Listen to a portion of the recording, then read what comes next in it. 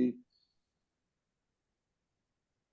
right, welcome to the Myositis Association, Myositis Virginia, West Virginia group, Northeast North Carolina. Thank you guys for joining us on this evening.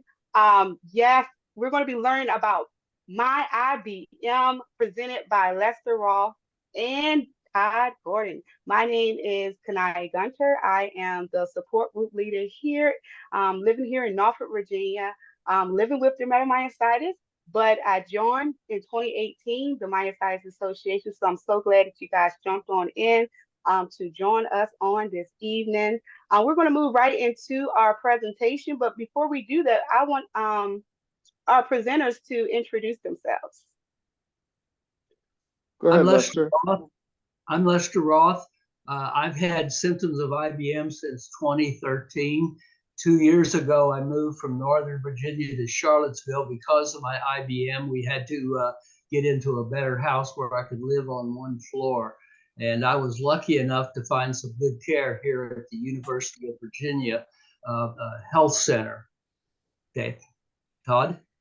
My name is Todd Van Gordon. I've had IBM diagnosed since 2016.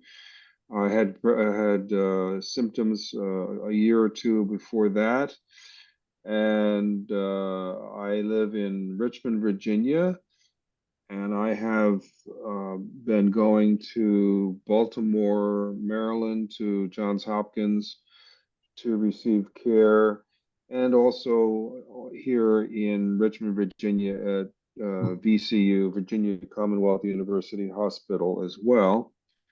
And I have been coming to the West Virginia, Northeast, North Carolina myositis support group for several years now, and it's been quite helpful.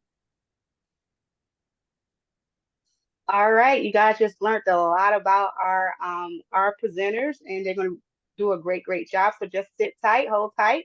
We're going to move right into our slides and our agenda on today. Today we're going to be talking about living with IBM.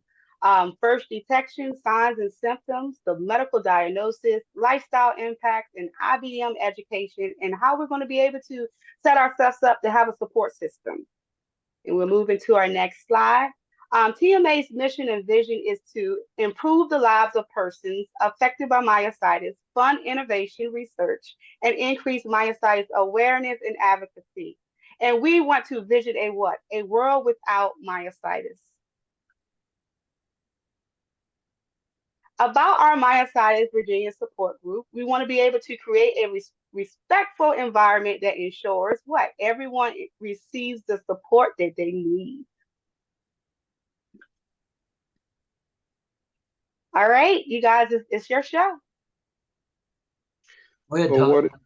what is inclusion body myositis? It is an inflammatory muscle disease which is progressive, and unfortunately, there is no cure for this muscle disease. It causes wasting and weakness over some years. Some people it goes fast, and other people it doesn't go so fast. And you develop symptoms usually after age 50, although we have had some reports of people younger than that getting IBM.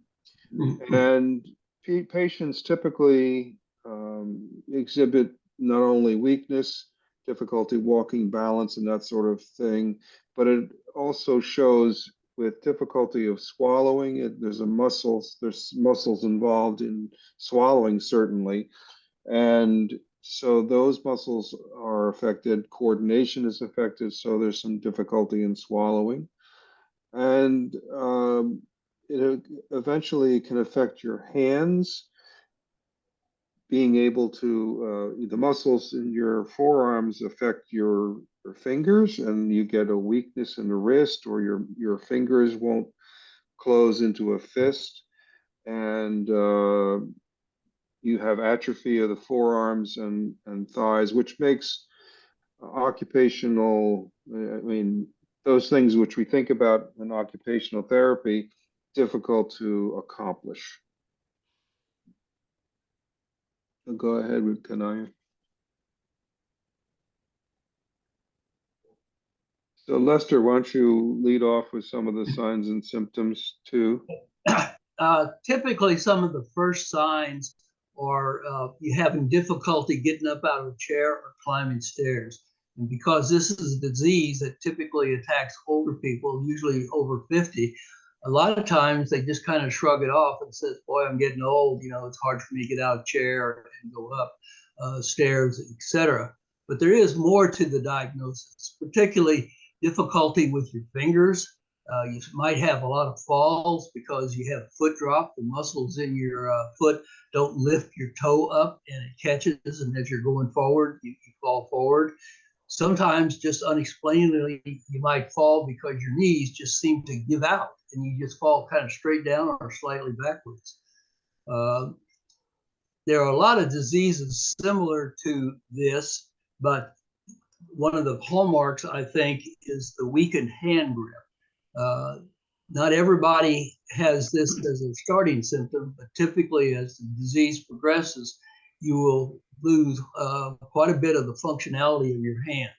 You can't bend your fingers, you can't turn keys, you have very little strength. Your upper muscles in your arms that control your fingers will atrophy away, and you'll look like somebody that came out of Auschwitz or someplace like that on your arms.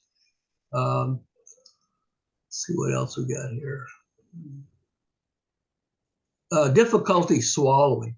That affects about 30 to 60%, according to the literature, of people with IBM. Not everybody has it, but I was one of the ones that did have it. And I had it for about 5 years when I first noticed it, and it just continually got worse until this February. I finally had an operation to try to address some of the difficulty with the swallowing, where they go in through your throat and actually cut a portion of the upper esophagus muscle that is normally closed. It takes muscles to make it open. My muscles were weak, so it wouldn't open long enough, far enough.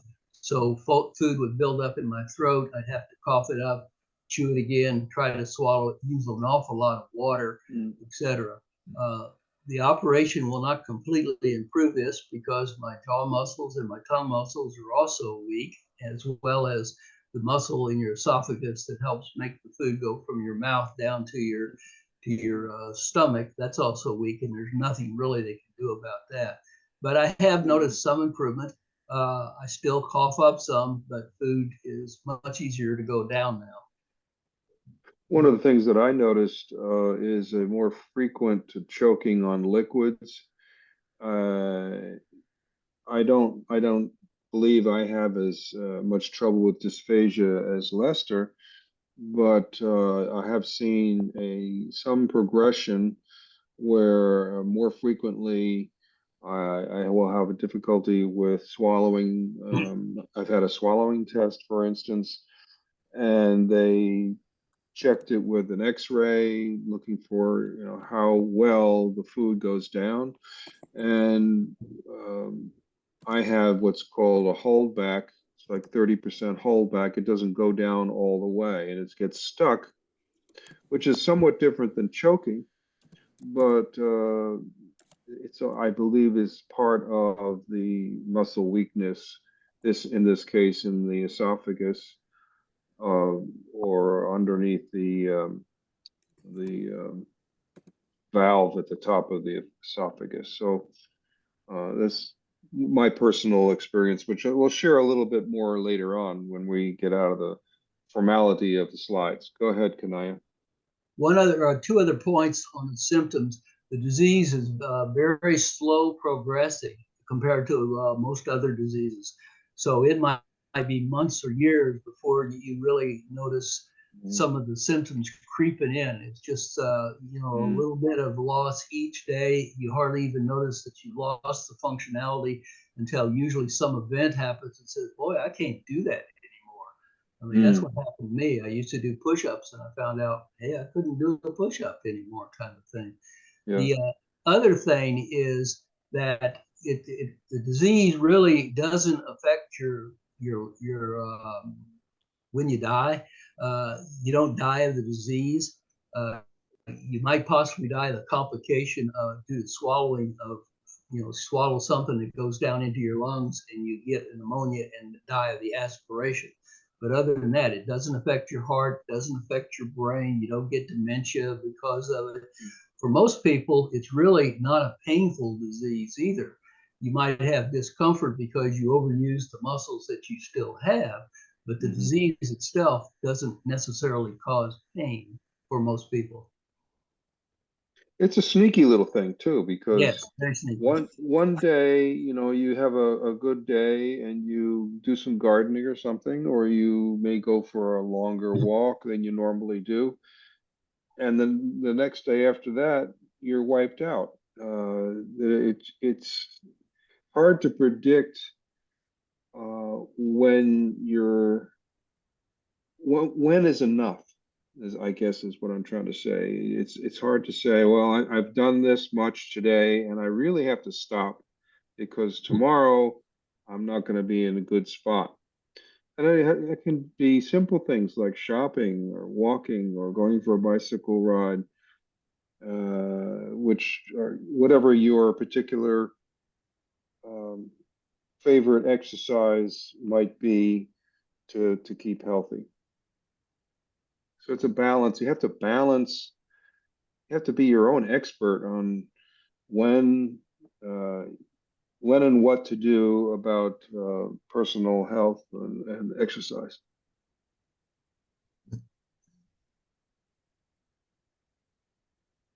Okay, next slide, please. Well, speaking with your doctor about IBM, I hear, and I go to support groups, not only the West Virginia support group. I've been on the national men's support group, and I will say there are national, I want to like to just say that there are national support groups, which it really opens up the field with many more people. And I encourage others to go to support groups like we have Howard from Massachusetts visiting us, which is that's a great thing to do. But I have visited with a national men's support group and learned a whole lot from them. And one of the bigger complaints, and I think some of the people in our support group have said this too, is the frustration that comes with seeing a doctor about your problem. And I've heard things like they don't believe me, or they don't understand, or they have no idea what I'm talking about, or they give me a diagnosis which is incorrect, or sometimes is the trouble with a doctor that prescribes a medication for IBM which is incorrect. And what happens is you have to become your own expert and in some way gently and diplomatically educate your medical professional on what it is you're seeing. I was very lucky here in Richmond to have a gerontologist who knew very early in my description of what I was dealing with and made a recommendation for a biopsy, which is the diagnosis. It is the thing that will positively identify the IBM in your body. So what happens with this confusion, since it is a rare disease, doctors don't see it very often. So they don't know what they're looking at. I've had doctors say you've got Lyme's disease, you're fatigued, looking for other things, doing cardiac stress test, where it's taking an average, and this is a national average, I believe, an average of 5 years to get a correct diagnosis. There can be a whole lot of frustration in an average of 5 years. So if you do think you have IBM or some other form of myositis, you have to be your own best expert and carry the message to the medical profession. I agree with that wholeheartedly. In my own experience, I encountered that. I had my initial healthcare through Fort Belvoir military, and the first rheumatologist I went to, he had no clue what I had, but he's willing to accept that, hey, it wasn't just old age. So he referred me to Walter Reed, a neurologist, who did some EMG kind of a test, nerve test, whatever, and saw some abnormality. And he was the first guy that suggested I might possibly have IBM, not definite or not, whatever. And for some reason, I remember why. I had bladder surgery, so I missed the biopsy that would have kind of either confirmed that or at least give me a better idea. And then I had to go back and kind of restart the referral system. And my new rheumatologist, he was convinced I did not have IBM. And it took me 15 months of every other kind of test in the world before he'd finally give me a referral to Johns Hopkins, which by that time I was becoming pretty smart of my disease. And I wanted to go to the experts. And of course, when I got up there, I had a whole list of what my symptoms and documentation of when I fell and what things I could not do or whatever. And they couldn't give me a diagnosis of IBM because I didn't have the biopsy yet. But then COVID came up and I couldn't have the biopsy. So in all, it took me over 5 years to get a referral to an expert, and then another 3 years to get an official diagnosis that I could, go to some place and they would medically accept that I had IBM. It's just frustrating. Yeah, I was referred to a rheumatologist who prescribed medication which was incorrect. But it was the biopsy that really got me in the right track toward Johns Hopkins. I did want to mention that there are several what I call centers of excellence in the United States and perhaps abroad as well. But Johns Hopkins is maybe the best center of excellence because they see, first of all, they have the expertise standing by to make diagnoses and work with patients. As a result, they see more patients because people go there, therefore they get to be more expert. It's a self-feeding process where the more rare patients you see, the better off you are, or the more trained you are. There is one, I believe, in Kansas, the University of Kansas. There's another one in LA. And Irving, California, and Cleveland are the other big ones. Yeah. So if you are fortunate to live close to these places, it's a good idea to go and see them, at least have a referral or get a referral to go. You just can't show up, unfortunately, and see the experts. Go ahead, Kanaya.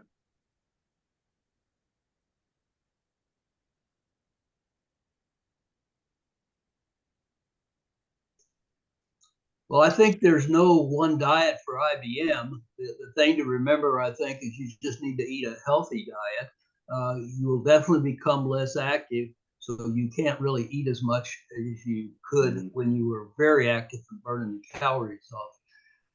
The other thing you might want to remember is that ultimately your caregiver is going to probably do a lot of lifting on you. So if you're overweight, like I was, you need to start losing that weight as soon as you find out you got IBM. You don't want to become skinny necessarily, but you want to lose the excess pounds so you're not putting stress on your caregiver. I hadn't thought of that. That's a very good idea, Lester. I have been struggling a little bit with weight, mostly. Well, there are a couple of reasons. One is uh, some depression about having IBM and also being very tired and therefore sleeping more, therefore not getting exercise as much as I used to. And that's a good way of gaining weight. I take a drug that causes you to gain weight, which is not helpful.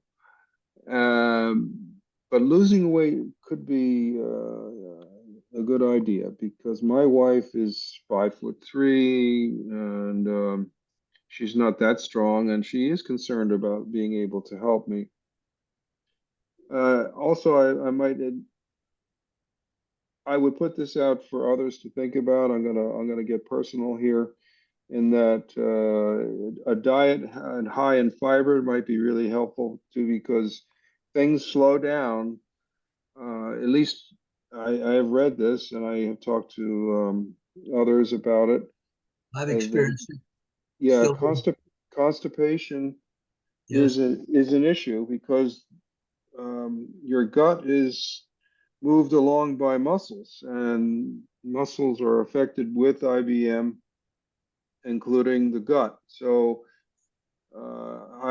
if you're having trouble with constipation, I strongly recommend psyllium addition to your diet, or making sure you have the beans and the greens and that sort of thing as a major part of your eating.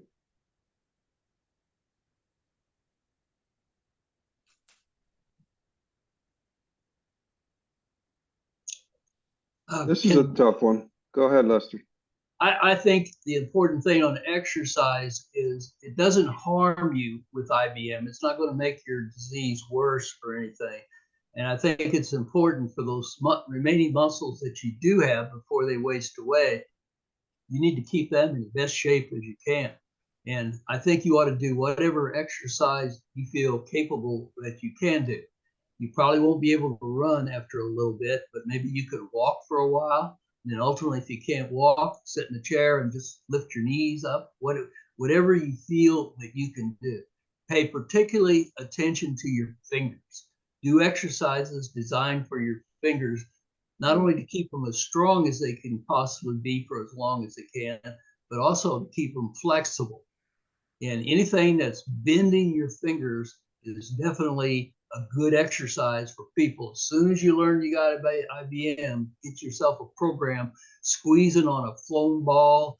There's a power web you can get, which is a ring with holes of rubber latex stretched in. You put your fingers in it and you try to bend them. The things like Todd just showed you, the little spring things, those are good. I started too late. The first set I got, I couldn't even squeeze it, and I'm down to now where I'm kind of manually moving my fingers with one hand and the other, just to try to make sure that they can still bend. The other thing about exercise, you need to be careful because foot drop is a common experience. If you're walking or running or anything like that, be cautious about falls. Falls are a danger. They will hurt you. They will kill you, as opposed to IBM. IBM will not kill you. It'll just make you miserable the rest of your life. So watch out for falls, particularly on any exercise that's kind of has a danger of falling on it. I don't know whether playing an instrument is for me helpful or not. It's hard to say since there's only one of me. But when I went to Johns Hopkins, I told them, well, I play clarinet and I also play ukulele. And I said, oh, that's really good. It's really good because that'll help keep your fingers strong and coordinated and that sort of thing. I have a little weakness in two of my fingers, ring finger, when I try to press a button, that sort of thing. But overall, I think that it's helping to move my fingers a lot when I play. And I am not looking forward to the day where I cannot do that, because that's a big part of my portfolio of hobbies. I mean, that's something I can do, and hope to keep it up as long as possible.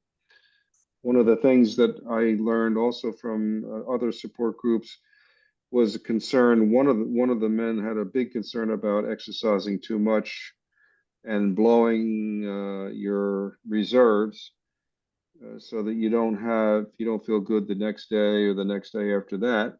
So it's a balance.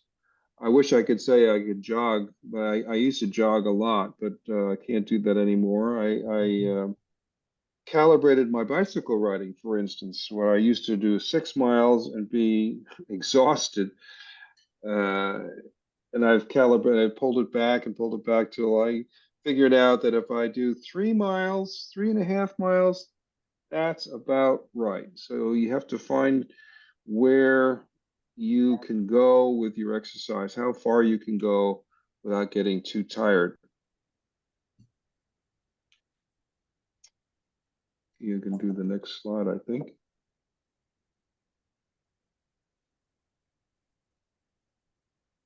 Medications. I'd say that's a hard one, because I don't think there are any medications that are proved to be effective. Some medications have some limited ability on some, or improvement on some people, and I'll let others speak to those that have tried those. I found that there's really no medication right now to do much good for IBM. There is one clinical going on, which it's been started, and it is a coordinated effort between University of Kansas and an Australian group. The data is very limited on success. I contacted Johns Hopkins about getting involved in it, and there's really no recruiting going on in this area for this sort of thing. But there is one drug that's being tested right now. But really, Lester's right. There's really nothing over the counter, or not over the counter, from a pharmacy that can help, other than if you have some muscle pain, Tylenol. Yep. There have been many drugs tested in the past decade. They looked at growth hormones. They looked at muscle stimulants. Prednisone is a drug that will improve people with polymyositis. Polymyositis is very similar to IBM in some of its symptoms, but not all of its symptoms. A lot of people that are diagnosed with polymyositis ultimately get diagnosed with IBM, particularly if they try the prednisone and there's no improvement. That was one of the things my doctor did to eliminate what other diseases I might have. He put me on prednisone for high dose prednisone, 60 milligrams per day for about a month. And it had a lot of bad effects on my heart. It took me about 1.5 years to get over the bad effects on it. And I had absolutely no improvement whatsoever in my IBM weakness. I had prednisone, and it was like putting a grenade in my system. It just affected everything. I went off it as fast as I could. You might want to mention. Okay, go ahead, Les. IVIG, I think it is, Kathy. Yes, that's where I was going to go. Go ahead with that. Go ahead, Todd. Oh, I know that Kanaya swears by IVIG as a way of combating the inflammation and that sort of thing of this disease. I have heard from professionals that it does work for a short time. You have an improvement in your symptoms, but it's fleeting. It may last for a week or two, and then you have to go and get it again. And it's not a simple taking a pill or anything. You've got to go to a facility, you get an intravenous injection into your arm and a drip of solution, and it doesn't last all that long. It's short term, so that's not something that you can go to. I looked into it, and I found that it does not help with IBM, but it does definitely help with the polymyositis. Ah, But it doesn't do anything for IBM. The doctor suggested it because he says, well, it might help you. It might do something, but we don't know what. So I said, no, thank you. Todd, I was going to wait to the end to talk about a lot of things, but since this is important, first of all, I see my friend Holly's here. Hi, Holly. Can you unmute your mic? Anyway, hi, Holly. Okay. So I did take IVIG at the beginning, and I had a different neurologist. Then I went to see a famous neurologist who works with Tom Lloyd, who's no longer at Johns Hopkins. And he said, stop it. It does not work for IBM. As Kathy just says, it does work for polymyositis. So it just doesn't work. There are no medications. There are none. And the other clinical trial that I'm in is the Abcura one, APC008. And if you read their site, their public site, they're finding positive effects, that they're finding that their medicine is attacking the T cell that affects, your muscles, and it's adhering to it in some manner, pulling it away from your muscles, so your muscles will no longer get any weaker, possibly even regenerate. Who knows? It's too soon in this trial. So there's a lot of promising things, but there is no medication. There's none. I personally take an over-the-counter one that my neurologist said, I don't think it works, but it can't hurt you, so go ahead. And it's creatine. I take it every single day. And I still, you take it too, Todd? So well, I tried it. I tried high levels. It did absolutely nothing. Well, see, I don't know if it works because I've been taking it from the beginning. So I'm still walking on level ground without a cane. Outside, it's always a cane or something. So I attribute that to it, but if I stopped using them, I might be the same. You're right. So essentially, there are no drugs. I'm not saying creatine works because I've been taking it from the beginning. Well, have you noticed a difference in your blood work connected to creatinine? No, not at all. Oh, well, then it doesn't do anything. No, I don't think it's doing anything. Because if it did something for you, then your creatinine levels would increase, would decrease, I would think. Yeah, I think so. How many slides do we have left, Kanaya? Because we would like some Q&A, I think. So what we're going to do, guys, we're going to move right through our slides, and then we're going to open the floor for you guys. I think we're going to have a couple more. So hold tight. Okay. We're going to move on. Very good. Very good. While she's doing that, there is a thing called restricted flow to the muscles, where you use a tourniquet to close off some of the blood flow to muscles and put them into a recovery mode. Lactic acid is involved, I think. I don't know much about it. Personally, it scares me. But some people are experimenting with restrictive blood flow to muscles as a way of getting muscles to respond. It sounds like Christ. It sounds, I don't know. It doesn't make me comfortable. Do you know if it works? There is some evidence that it works to improve strength. Basically, you're putting your muscles into a crisis mode and getting them to respond more than they would normally under a relaxed situation.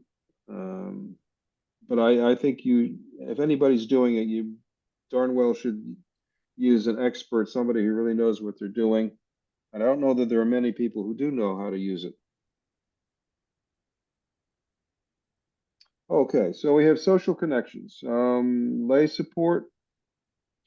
That's who we are, and I must say that using the support groups has been a very good experience for me. I was encouraged to get involved with that early on when the first diagnosis came, and it's before the pandemic. We had I went to an in-person group support meeting in near Kanaya, and we really had a very good meeting. It was established some good relationships for me, and you get to know people, so ask good questions, personal questions. You get personal answers because when people are willing to share, you get discoveries from others, people who have experienced something or make a discovery for themselves and share it with others. And I have benefited a lot. I hope that my experiences have helped others as well.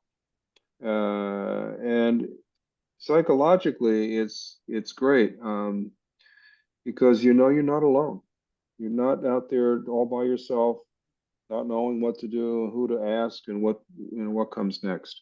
The coming next is really important, and I hope that Lester spend a little time talking about that measurement form that he sent me one time. Functional rating scale, There it FRS, is. for IBM. Right. 10 activities of daily living, like cutting your meat, turning over in bed, climbing stairs, etc. And you evaluate yourself about every 6 months or so and keep track so you can progress, see how your disease is progressing. IBM Functional Rating Scheme, FRS, or scale. I think it's scale. Okay. Functional rating scale. Yeah. Go ahead, Kanaya. You can do a search for it and find it out there, I'm sure, to download. Oh, okay. All right, good. All right, so I'm going to jump on in here because I know you guys got some wonderful, wonderful questions. We do thank you guys for joining us on today. And do you have any questions and comments? We're going to save them and some suggestions towards the end before we actually stop the recording. And so we're going to do that now. Well, I'd like to start, if you don't mind. Go ahead. Okay. I do know Todd from the national group. I was hoping there'd be more people because there's a lot of people in your area that have IBM. I thought I'd see a whole host of people. In our national meeting for men managing myositis, Todd, we usually get at least 25 to as many as 35. I've seen that. Yes. Yeah. And what Todd is talking about, hearing people about their exit, we hear all kinds of stories. The more people, the more stories, the more you get supported and the more you get motivated, to use my word, motivated. And by the way, I put a link in the chat, and the first link is how you can now, they've now made these t-shirts available if you have IBM through Custom Ink. I have been motivated, but they're a little prettier and they have the myositis logo on the back. So I encourage everyone to get a t-shirt and everybody go to the APC and we should all wear the t-shirt. That's who has IBM, of course. Okay. So anyway, I'm on the board of directors too. So I get very involved in part of this problem is getting the word out. You talked about diagnosis and doctors. A real problem is general practitioners do not know what they see. My doctor didn't know, and he saw my muscles getting weaker. He didn't know what to do. I finally, after 6 months, went to a neurologist and we figured it out. So when I wear my t-shirt to hospitals, to doctors, to medical places, they say, "What is that?" And then I say, "Well, it's inclusion body myositis." Then they say, "What is that?" So that's when you get really, wow. So you have to keep educating. It's good for all of us, the more education. And it's good that these clinical trials are out there now. This Abcuro thing, of course I hope it works, but it seems like it's beginning to work just from their published stuff. You can find out that the trial is secret. Of course, you can't talk about it, what's going on. So good things are coming up. Now, this thing about exercising, I exercise all week long. I have 3 or 4 heavy days, which means a half an hour of biking, bike in the gym, about an hour of working out upper body, lower body, and then a half an hour of stretching. So stretching is critical. I took some stretch sessions, and after that, I was always walking with a cane. After stretching, I don't walk with the cane inside. Let's put it this way. When floors are level, I'm not worried about falling. And another thing about falling is, what I wear is this Apple Watch. If you don't know about it, it has a fall detector. And so when you got it good, because the first day I wore it, I fell. I was in the garage doing too much, and I lose my balance, and I go down. It starts going off, and if you don't say you're okay within, I don't know how long it is, but maybe 15 seconds, excuse me, that's the IBM. It alerts the police or the fire department, and it tells you right where you are. It has the coordinates, and they'll come right to your place. So I think everyone should have this. Now, not all Apple Watches are very expensive. You can buy the basic watch, which is $399, but you don't have to buy the $1,000 watches. $399 basic watch will have the fall support. So I highly recommend, everyone getting that. And one last thing I'll say about working out is I learned early on about how to work out. And Todd knows about this guy that was newly diagnosed from, I think it was Brooklyn or someplace like that. He was a firefighter.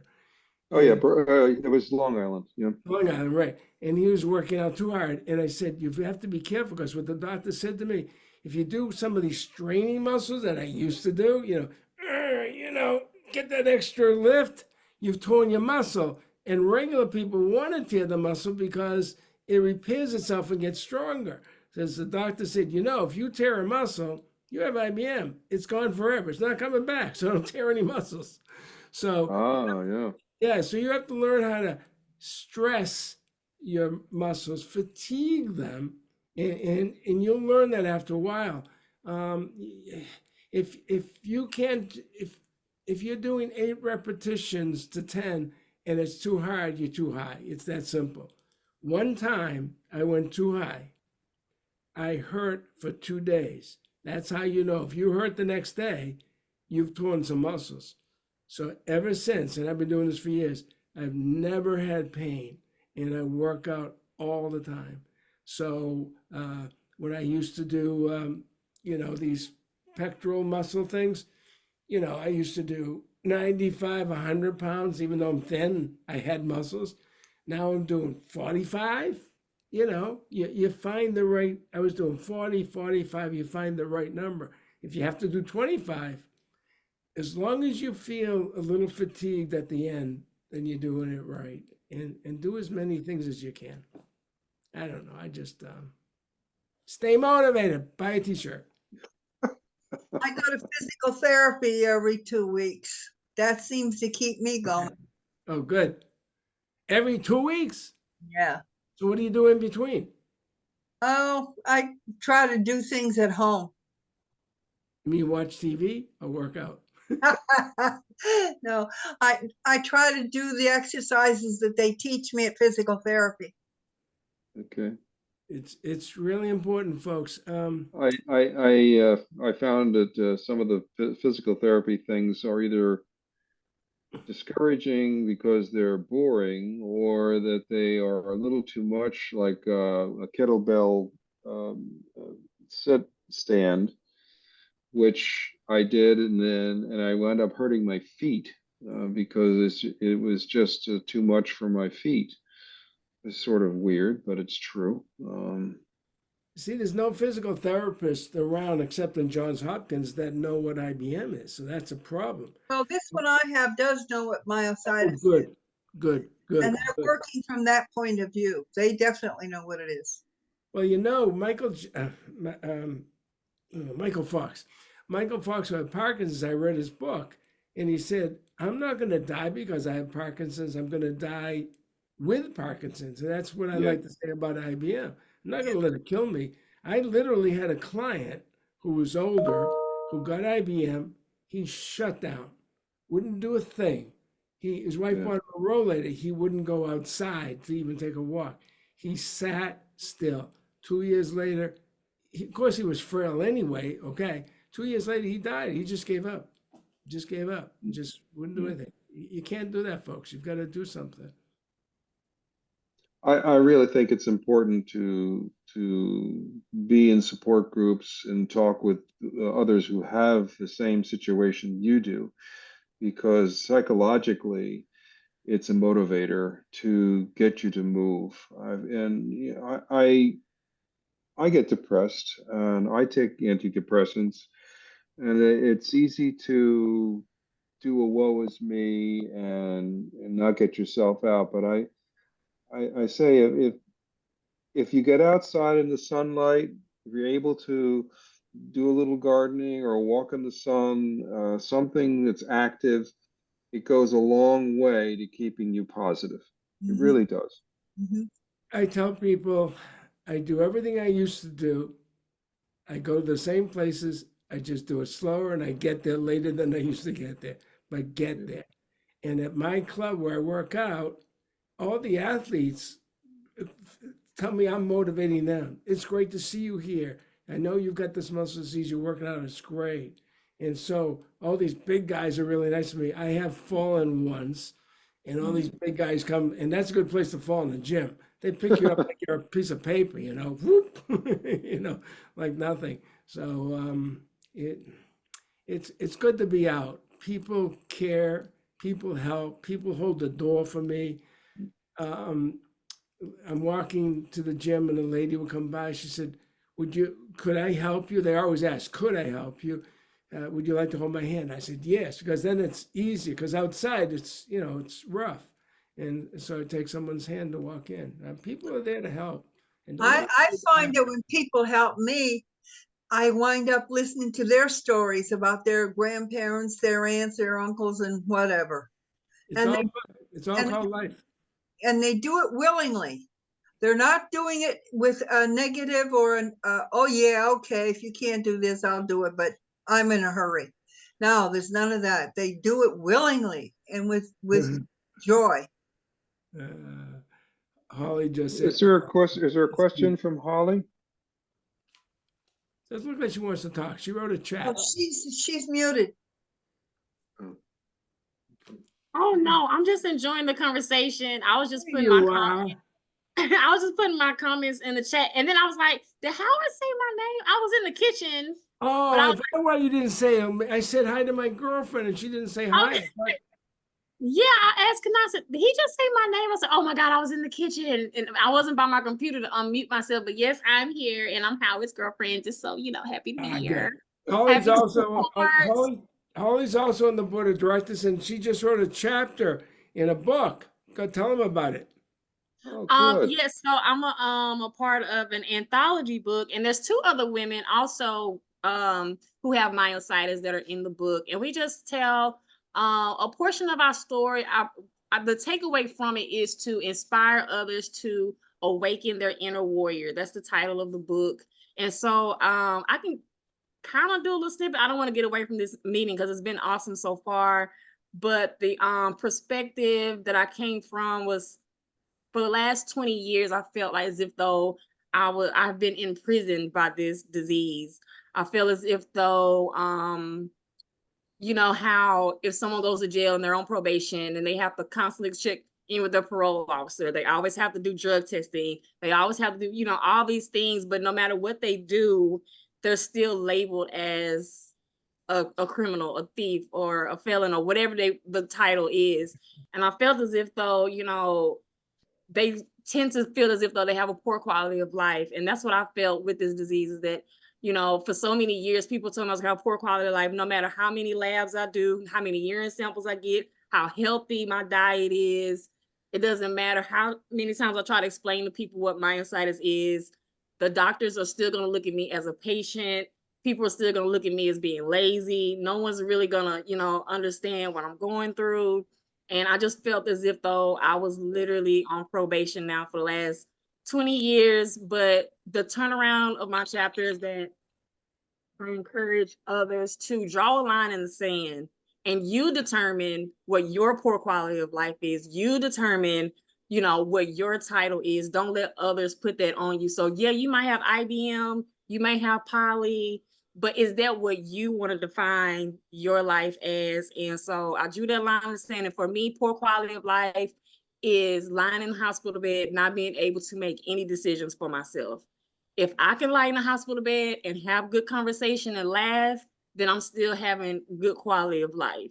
So I just wanted to encourage others, you decide what's the rock bottom for you, and you decide who you want to be in this disease.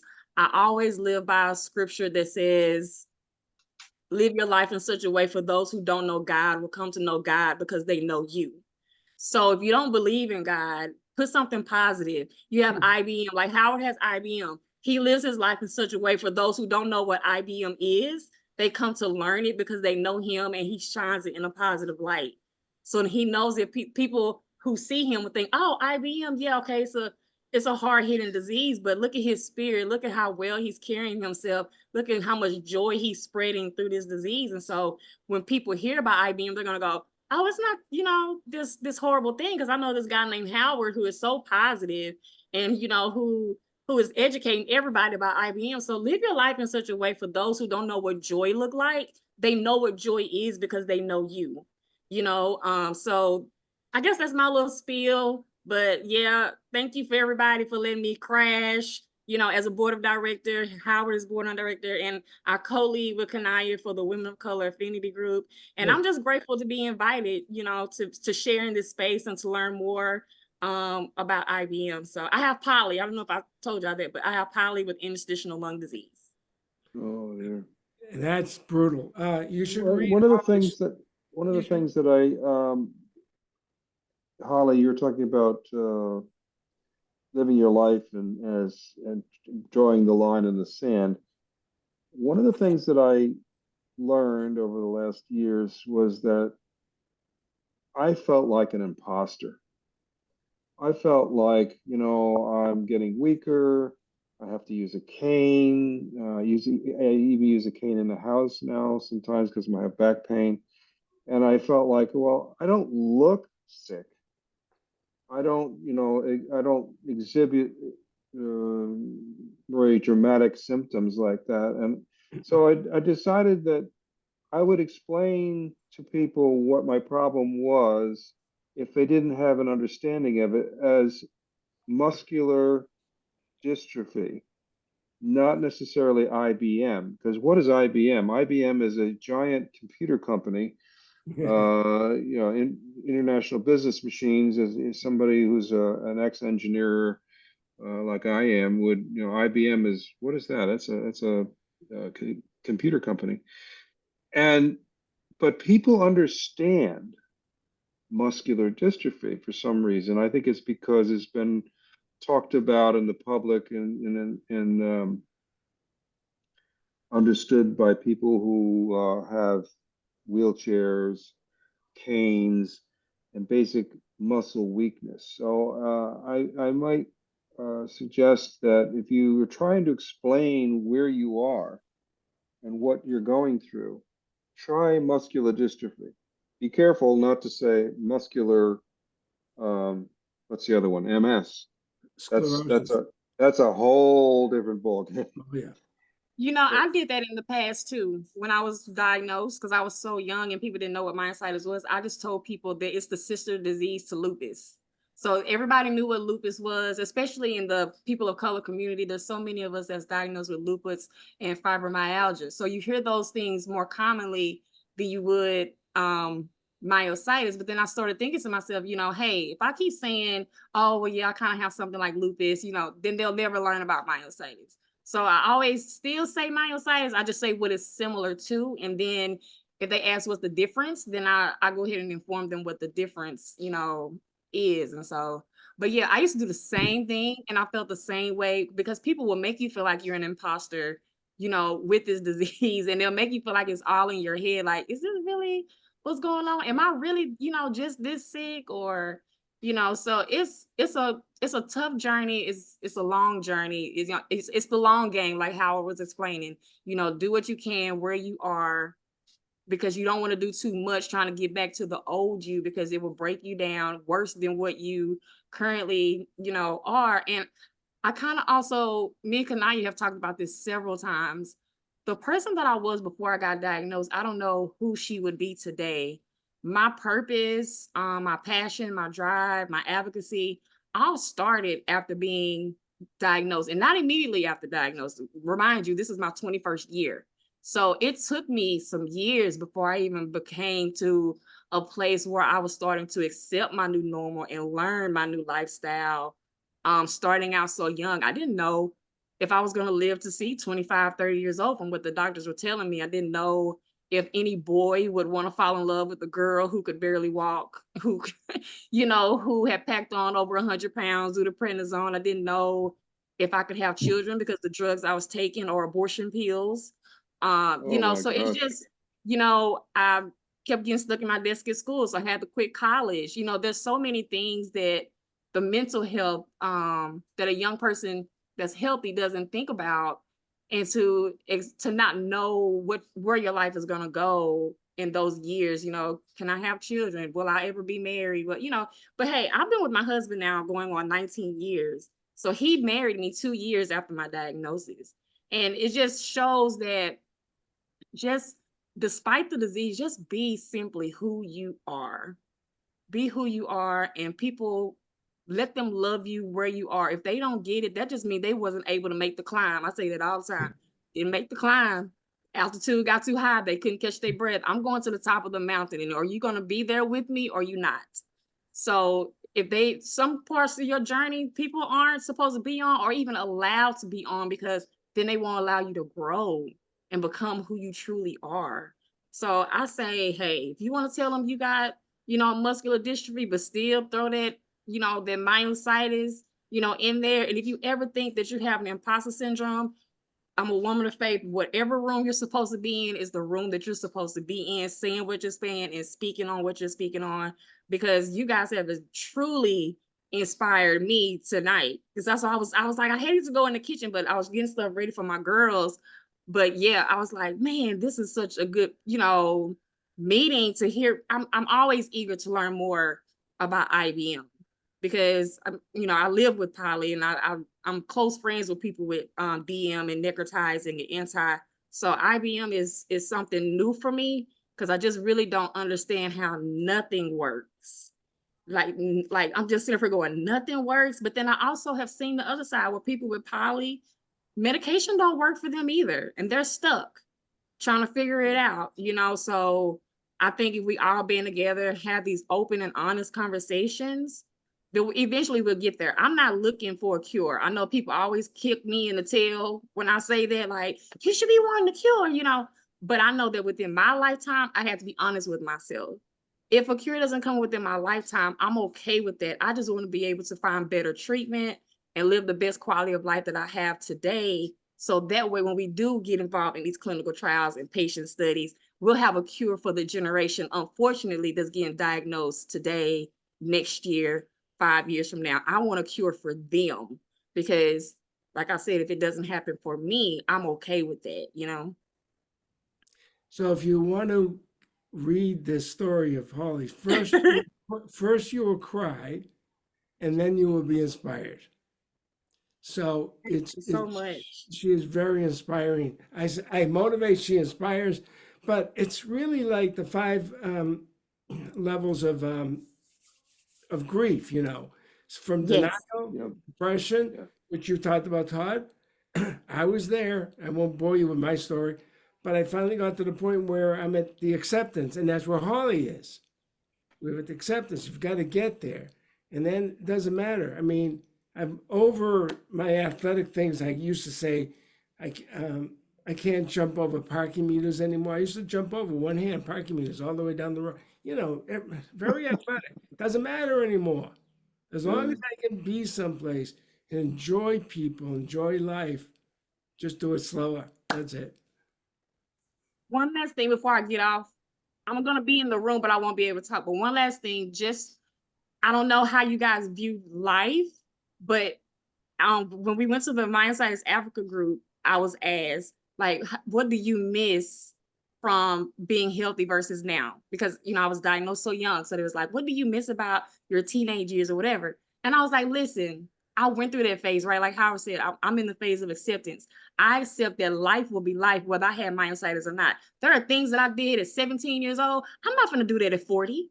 Like, that's just crazy. You know, like Howard said, I used to jump over stuff. There's just, so you have to just think about life in general. The things that you were doing at 20 years old, 30 years old, you're not going to be doing at 70, 80 years old. So there are going to be things that they're going to happen to our muscles, whether we liked it or not. It just happened earlier than what we thought it was going to happen. You know, so that's how I look at it too. Sometimes like, hey, I'm just experiencing my 90s in my 30s. That's just all, you know, it's just, you know, if you look at it that way too, like we're going to age regardless. We're going to stop doing things that we used to could do anyway. So just, you know, like I said, but I'm in that acceptance phase, so I embrace it. But I encourage you all to, whatever journey you're on is your journey. The destination will always be there. There's no rush. No rush. Just have your moment and then move. That came from the Men of Color group. So I love that statement. Have your moment, then move. So thank you all once again for allowing me to crash your meeting. Thank you, Kanaya, for inviting me. All right. All right, Holly. Christy, did you have something you wanted to say? Good evening, everyone. My name is Crystal. First of all, thank you for having this meeting. These support groups are very, very helpful for myself, and I'm sure for other people. It's very motivating, and it helps me a lot mentally to hear other people going through the same thing that I go through. And I often find myself hearing my feelings in ways that I don't know how to really explain it or express it. So I do have one question though, like as far as the 5 stages of grief, right? I don't really know where I am, but I find myself saying, "Oh, I accept it now. It's okay." But the next day, I'm like back at square one. Like, how do you know when you're at that step, at that next stage? Like, how do you know for a fact? Because right now, I feel kind of like lost. Howard, do you have the source of the 5 stages of grief? Is that something that would be helpful to Christy? It would be good for you to do that. Just Google it. Say 5 stages of grief. Okay. Okay. But by the way, don't be afraid of asking your doctor for, as Todd said, some antidepressant medication. It's not a lot. It doesn't mean you're crazy. It will help. It will help. Almost everybody in IBM takes some antidepressant medication. How does it help? I don't know. It just does. It stops. I got to tell you, I don't cry. I was crying all the time, and it looks like Crystal wants to cry right now.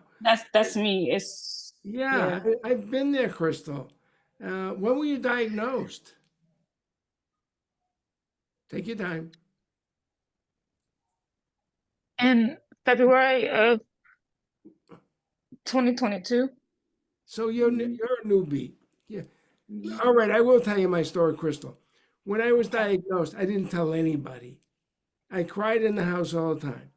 I went to work. I was still working. Nobody knew I had it. My relatives didn't know I had it. I refused to tell anybody.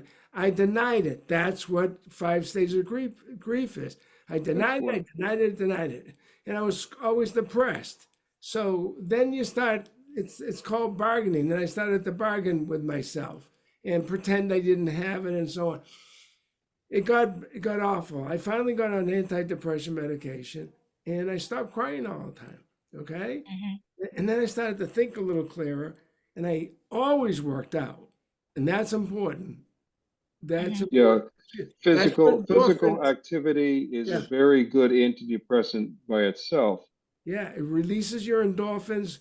Just do a lot. Just don't do it for 10 minutes, at least a half an hour. You don't have to do 2 hours like I do, but at least a half an hour. Do something meaningful. Keep moving the body and thinking and listen to some music, which takes your mind away from, wants you to exit. When I used to run, I'd run fast when I had my music, and sometimes the battery would die, and I'd kind of stop. I needed music. Music is a great motivator too, but it's going to take time. You need to come to these groups. And also, Go to the I would Women of say, Color group. Find these groups. I mean, Holly, her group must be huge. I don't know why Yeah. I don't know why she calls herself Women of Color. She has one color. She's beautiful. But anyway, but you know what I mean. So join. See, you just laughed. See, it's good. You can laugh. Believe me, you Yeah. can. also, Crystal, so go ahead, Ty. I was going to if just you give have, her a line up. Go ahead. if you have if you have access to and you're willing to go see a therapist, you can't get medication from a talk therapist, but you can get it from a psychiatrist. So there's a difference between them, certainly. My primary physician gave it to me. It's funny, Todd, you say that because a few weeks ago, I think I'm on like my 9th therapy session, and my last one was, I think it was, what's today? Today's Friday. What's today? Today's Thursday. I think I had it on Monday, and basically she did recommend me to, or refer me to a psychiatrist. So I do have my first appointment on Monday. So I am Good. looking forward to that. These are things that I didn't frown upon it, but I just felt like I don't need that. I don't need that. So now I'm starting to, like, Crystal, it's okay to need these things. It's okay to use the walker. You need that to help you so you don't fall. It's okay to get therapy. It's okay to do these things. So I'm like in that phase. I don't really You know are what to call not it yet, crazy. but You are not crazy. You are human. Are the therapists trained for people with myositis, or are they just straight ordinary people? No, So- they're dealing with the depression, and they're dealing with the anger and problems of psychology that result in any disease that someone might, or any problem that someone may have on a chronic level, and an acute level too. How can they help you if they don't understand your illness? Because of what they're treating you is they're treating your reaction, your psychological reactions to whatever you've got. That's what their job is. Oh. See, when I got this the first time, the doctors were scaring the hell out of me because they didn't know what it was and what to do. And I just said to my primary care physician, well, when life throws you a curveball, just grab it and roll with it. And the first thing I did was Google myositis.org. And within 3 or 4 days, I had a whole bunch of material from them. They were amazing. Mm-hmm. Well, one of those stages is anger. And boy, I went through a big stage of anger for quite a long time. Sometimes it's suppressed now because I feel I'm in an acceptance mode that this is what I have and there's nothing I can do about it, so I have to go on.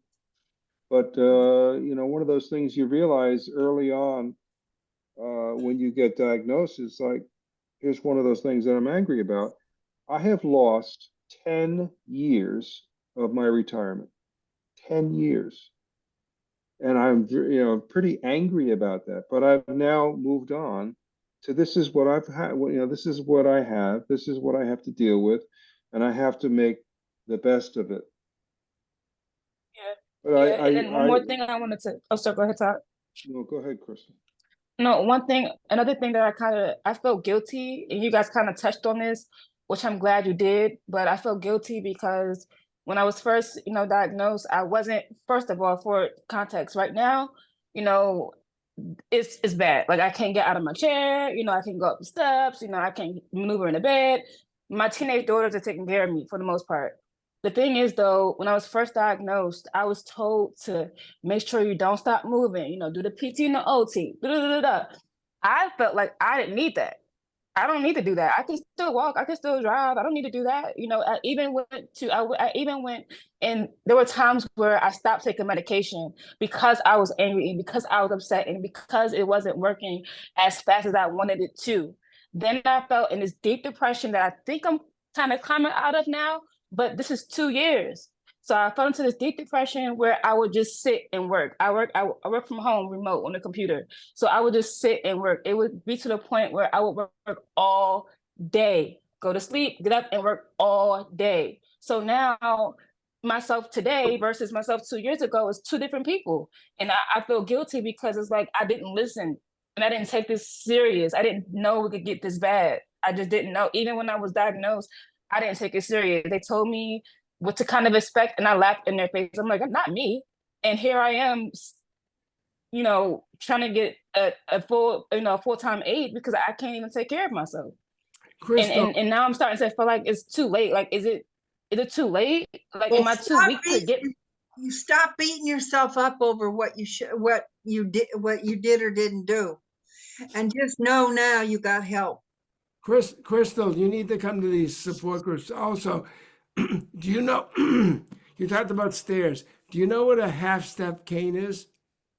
Have you heard of I think one? I seen one on Amazon. It's like a cane that's like on 2 steps at one time, I think. There it is. Yeah, I did just see that a few days ago. So what? I saw that. Does it This work? is how I live in a 2-story house. I didn't get that stair lift at all. So what you do is, this is 4 inches, approximately 4 inches high. Every stair is about 8 inches high. I might get my foot up 8 inches, but it's not gonna. I have no quadriceps. I'm not picking myself up, so I can go up 4 inches and it lifts my whole body up, right? And then my right foot comes up, and it's easy step on the next step, and then you pick this thing up, move it to the next step, and you step on it again. I'm living in a 2-story house. I can't walk upstairs. I don't want a stair lift. Also, you get a little exercise by doing this. You realize that. So it's not cheap. I mean, it's $100, but I've had it. It's durable. You should get it from Amazon. I think it's $90, not $100, but something like Yeah, that. I think I have it in my cart actually. So Yeah, I'll be getting it. yeah, One of please, those. please. One of those. And Crystal, there's a it's never Yes. too late. It's never too late. And before you leave here today, we want to make sure that you do stay connected. And it's kind of hard to actually be in a place, in a space of saying, oh, what is it? What does it look like? It's up to you. It's up Right. to you and how you want it to look like. We talked about that early on. It doesn't matter about the stages. It's about how you want to keep pushing forward through those stages, because it's only you. You have to take care of you. You have the kids, you have your family, but what do you want? So find deep down in your heart as far as to what you want. We can tell Okay. you all day long to stay positive, to stay strong, to stay connected. But when you get off of this call, what do Crystal want? What Yeah. do Crystal want? So I want you to, and we all can do it before we get off, but I want you to speak that. I don't, sometimes negativity comes and creeps us on us, because that happens to me too. I didn't been through the same, through all of us have been through those stages. Now today I'm in the acceptance, kind of like want to live a life of purpose and leave something behind for my kids, because we have kids too. But each and every time I meet and I greet and I see someone that's connected and with a personal and relatable experience like what we have here in this space, because it's safe. We recorded tonight because of our presentation. But at the end of the day, it's totally up to us and how we want to move forward. And it's mental. It's a mental breakdown. It really is. And we have been offering the support and the guidance, but you can write it down, but start implementing. It don't have to be today or tomorrow, but slowly start adding a little bit of goodness to it. Because Yeah. negativity to me festers like cancer, and it eats you alive internally. And we don't want that to happen for neither one of us on this call, Yeah. because it breaks our body down.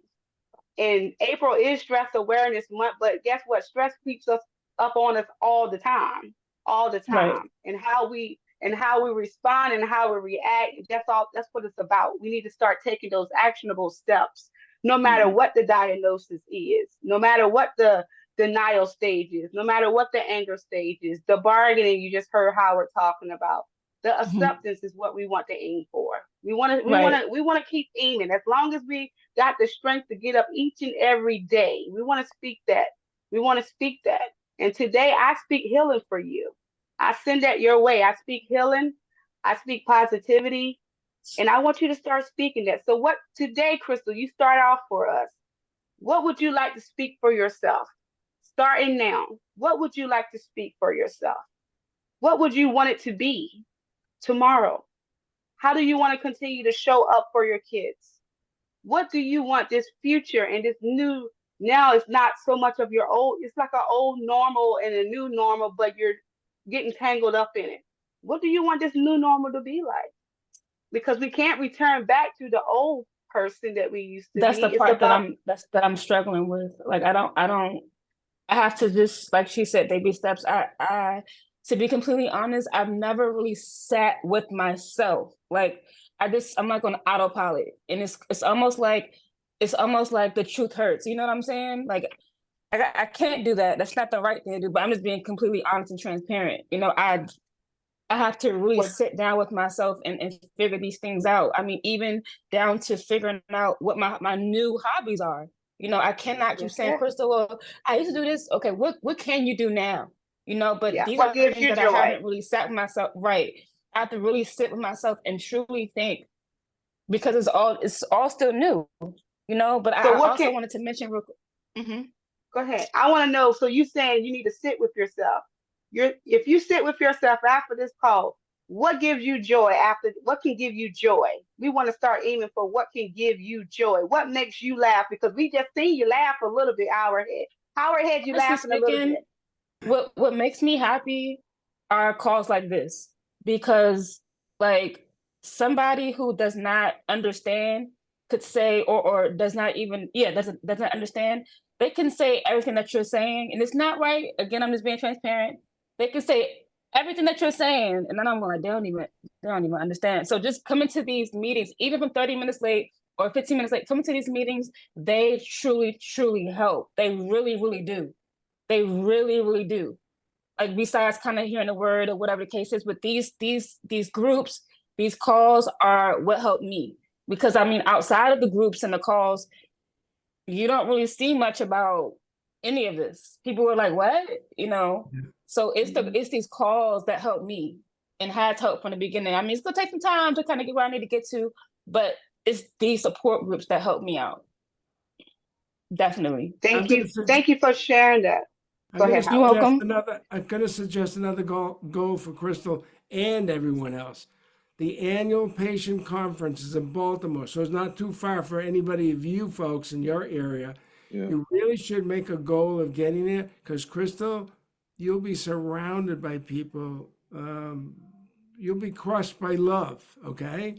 And find me, I'll be there, and I guarantee I'll make you laugh, okay?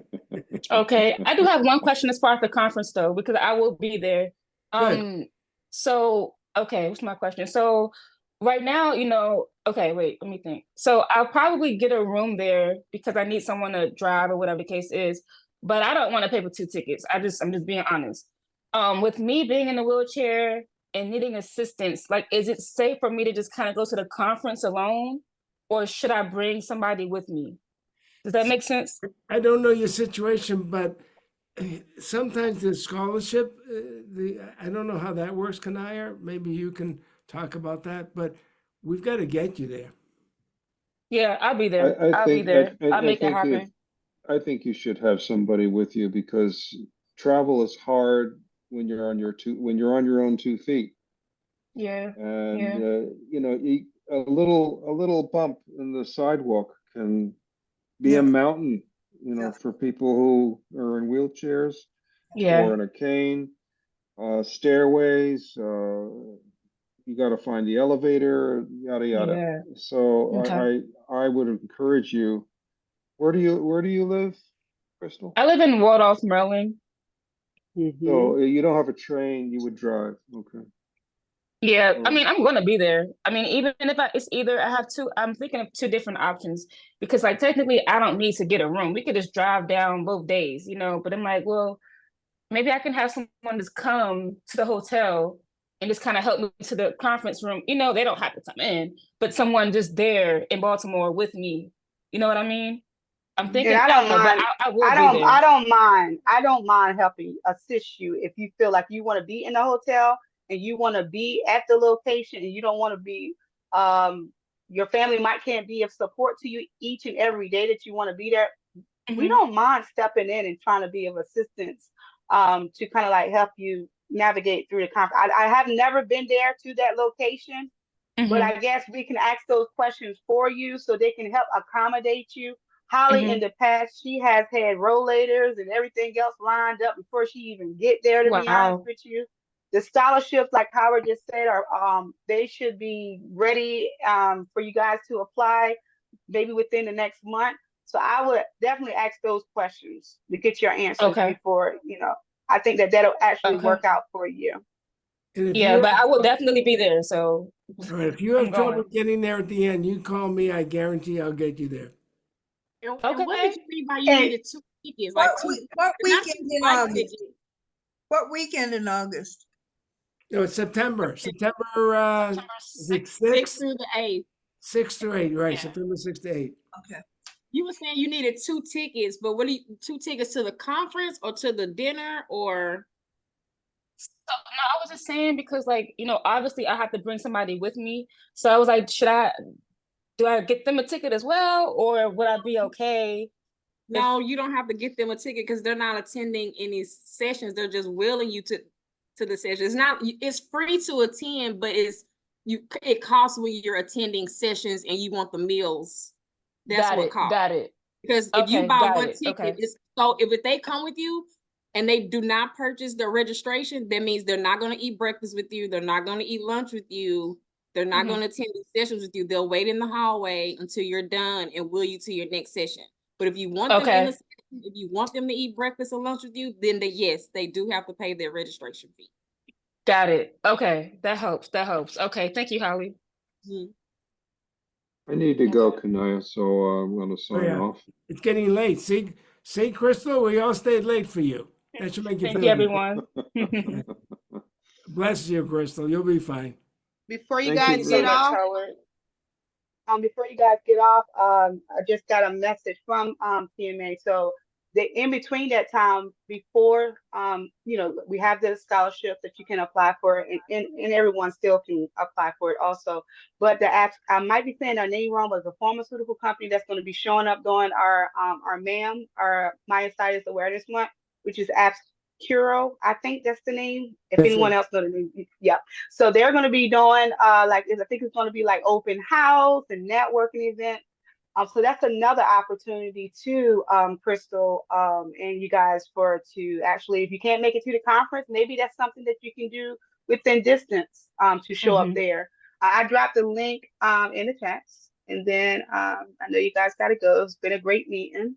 But we most definitely want to stay connected. And then if you have any other questions, be sure to visit www.myositis.org. And you can continue to, if you know someone that's living in the Virginia area, please be sure to send them our way because it looks like Howard traveled all the way from, where you from, Howard?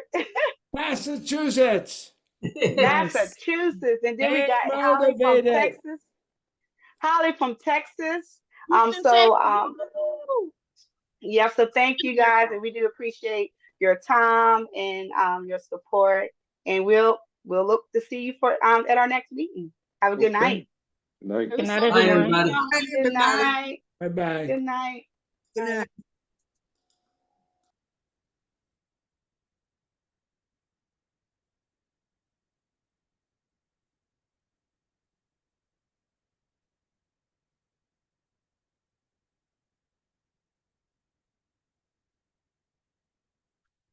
Your meeting was awesome, girl.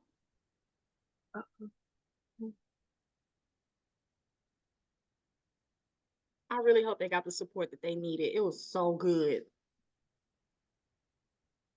Oh, I'm turning the recording off. I hate I couldn't be on camera, but I'm stuffing my face